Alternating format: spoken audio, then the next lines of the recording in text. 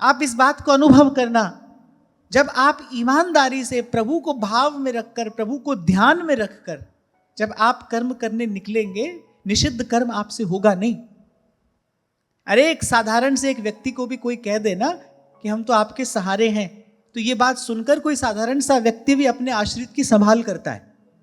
एक साधारण सा भी व्यक्ति हो ना, उसके पास थोड़ी सी भी सामर्थ्य हो और कोई उसको कह दे कि मैं तो आप ही के सहारे हूं, तो एक साधारण सा व्यक्ति भी अपने आश्रित जन की संभाल करता है। कोई प्रभु के सहारे, प्रभु के आश्रित होकर प्रभु का कार्य प्रभु को निवेदन करने के लिए करेगा, तो उसकी संभाल तो भगवान पल पल करते हैं। जिमि बालक राखे महता करऊं सदा तिन्हकी रखवार। तभी तो कबीर साहब कहते हैं, साहिब के दरबार में कमी काहू की ना, बंदा मौज न ले वही चूक चाकरी मां। इसीलिए कल मैंने आपको कहा था, सब दुखों के मूल में केवल स्वार्थ है, केवल स्वार्थ। और स्वार्थ का मूल क्या है? और सोचो, स्वार्थ का मूल क्या है? स्वार्थ के अधीन होकर व्यक्ति कर्म करता है, कारण क्या है? कुछ दिन पहले आपसे मैंने कहा था कि अध्यात्म की इस परिधि में पाप क्या है? स्वयं को देह मानना पाप है। स्वार्थ के मूल में अज्ञान है, आपने ठीक उत्तर दिया। लेकिन अज्ञान क्या है? स्वयं को देह मानना अज्ञान है। क्योंकि जैसे आप स्वयं को देह मानोगे, जैसे कोई स्वयं को स्त्री माने तो भाई पुरुष की ओर आसक्ति होगी, पुरुष माने स्त्री की ओर आसक्ति होगी। आप अपने आप को माता मानो तो बालक में आ सकती है, पत्नी मानो तो पति में आ सकती है, पति मानो तो पत्नी में आ सकती है। स्वयं को शरीर मानते ही तो राग द्वेष का ये व्यापार आरंभ होता है। इसीलिए बुद्ध जनों ने कहा कि अपने आप को शरीर मानना ही सब पापों का मूल है। जो कहा ना, मोह सकल व्याधिन कर मूला।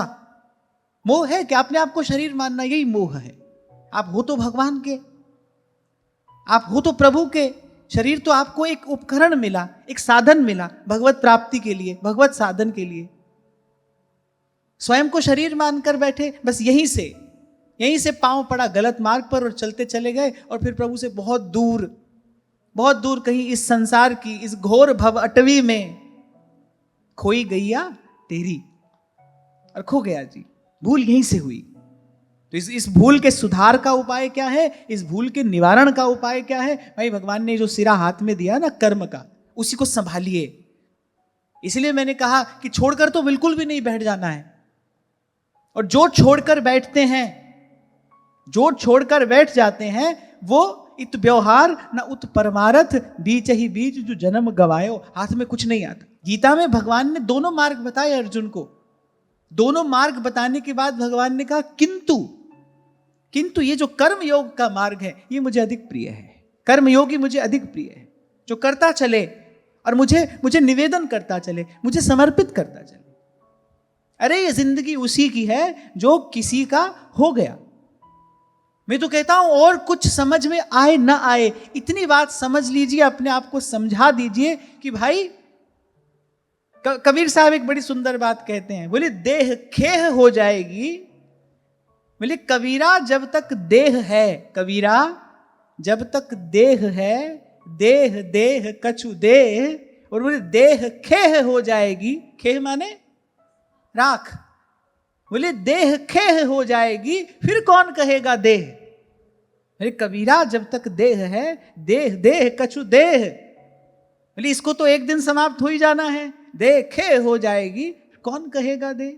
ठीक है, मैं कहूंगा सब कुछ छोड़कर कोई किसी गिरी कंदरा में जाकर बैठ जाए, भगवान का ध्यान करे, उसको भी भगवान मिल जाएंगे, उसको भी भगवान मिल जाएंगे। पर मुझे लगता है ये मार्ग श्रेष्ठ है। जीवन किसी के काम आ जाए, ये जीवन सेवा में जाए, जीवन के बाद कुछ मिले। अरे मिलेगा जब मिलेगा। अभी प्रभु ने जीवन दिया है, अभी पहले इसका आनंद लिया जाए, अपने जीवन को उत्सव बनाया जाए। तो इसलिए इतनी बात समझ लीजिए, अपने मन को समझा दीजिए। भाई और कुछ समझ में आए ना आए, पर कम से कम ये जीवन तो किसी के काम आए। जो भी हमारे पास है, बल है, बुद्धि है, विद्या है, किसी के काम आ सके। और मैं एक और बात कहूंगा, आपके काम आने से किसी का काम बने ना बने ये आपको नहीं सोचना है। अपने मन में तो आप और मैं इतना इतना पवित्र संकल्प रखें, हे प्रभु ये जीवन सेवा में लगे,